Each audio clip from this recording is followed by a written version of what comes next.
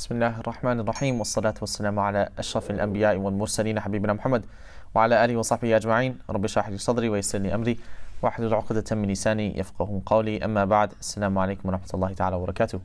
So this is the first video of the Tajweed series. In this video, I want to cover the general mistakes made in the Quran. There's two types of mistakes that can take place. One is the lahnun jali.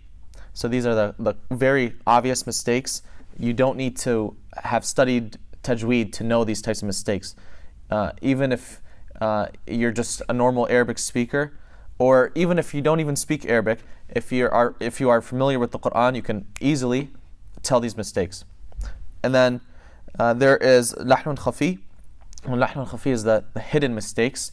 So someone with more experience, like, oh, he didn't make ghunnah, he didn't make ikhfa. It's those types of mistakes that are hidden, that someone who is unfamiliar with the Quran won't be able to detect it. So let me go a little bit into details in these two categories. So lahnun jali, the clear mistake, is it can happen a number of ways. So let's say you're pronouncing the word an'amta and you say an'amta. So you change a letter. So that's a clear mistake. You're changing a letter.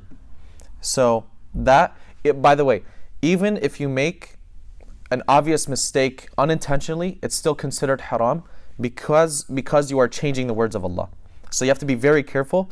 And like I said in the introduction, فَاتَّبِعْ قُرْآنَ, remember to follow to detail every single letter and every single harakah that is written down in the Mus'haf. Another way that you can make a clear mistake is, for example, you add a letter. So if you said an'amtata, like this is off the top of my head.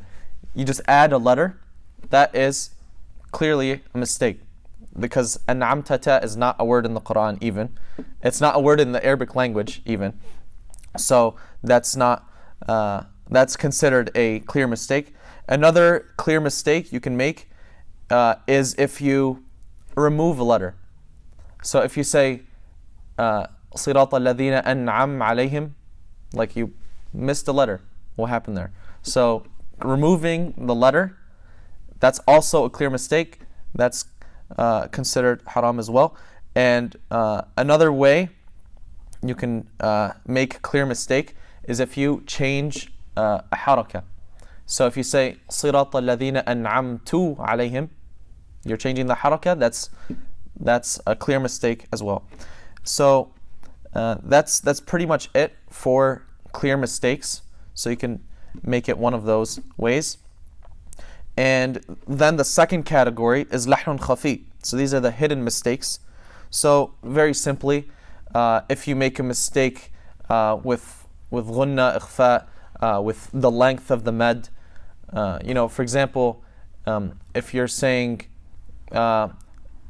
ما أنزلنا عليك القرآن لتشقى, the first ayah, or the ayah in Surah Taha, if you say ما أنت instead of ما أنت بنعمة, okay, so those small details, like missing the med, missing the ikhfa, those types of mistakes are hidden mistakes, okay?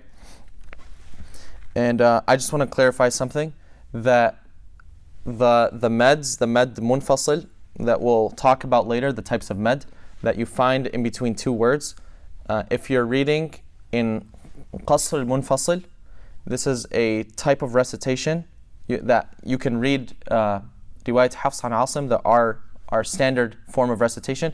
You can read without reciting with those mudud, but we have to talk about that in detail, inshallah, because there's other things that are involved with that as well.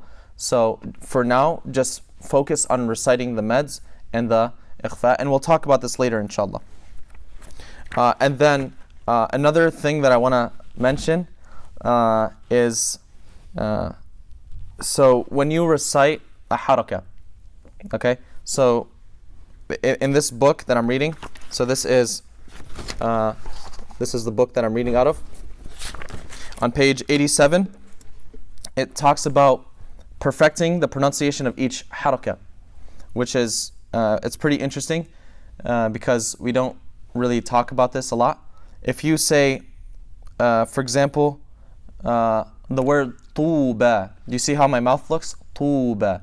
If you say tuba, you're not really circling your lips, so you're not giving the dhamma its right.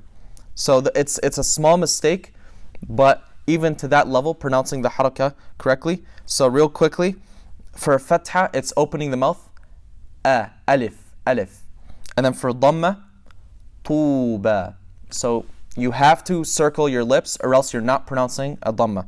And then finally, kasra, it's retraction of the jaw. So for example, ihdina, ihdina. Notice how I'm kind of, I'm not like overextending my jaw, but I'm just retracting my jaw just a little bit. Ihdina. So it's those types of details that inshallah will allow us to do ittiba' of the Quran. I'll talk to you next time inshallah about the rules of nun sakin and tanween. These rules are essential. You can find them, I believe, on every single page in the Quran. So it's very important to understand and read these rules. So inshallah, I'll see you in the next video. Jazakumullah khairan. Assalamu alaikum wa rahmatullahi ta'ala wa barakatuh.